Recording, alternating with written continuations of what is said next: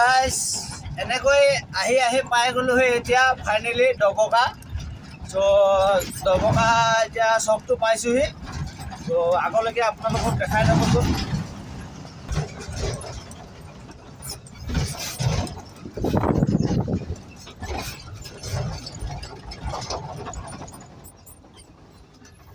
নগাঁও আছে গাইছ 38 কিলোমিটাৰ।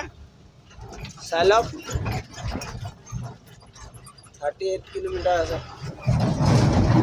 এইপিনে আপোনাৰ যাব পাৰি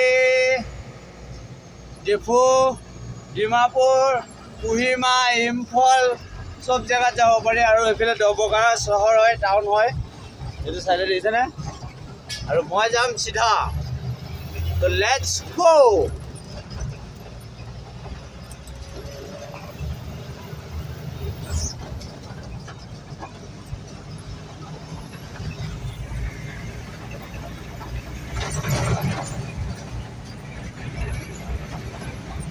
So guys, ডবকা আপোনাৰ এতিয়া আমি পাইছোঁহি আহি। চ' লাইফ কেয়াৰ হস্পিটেল, এইখন হ'ল লাইফ কেয়াৰ হস্পিটেল গাইজ। চ' লাইফ কেয়াৰ হস্পিটেল তাৰমানে কিনো আপোনালোকে মোক কমেণ্ট কৰি জনাবচোন গাইজ। চ' লাইফ কেয়াৰ হস্পিটেল তাৰ অৰ্থটো কি হয়? তো মইতো নাজানো আৰু।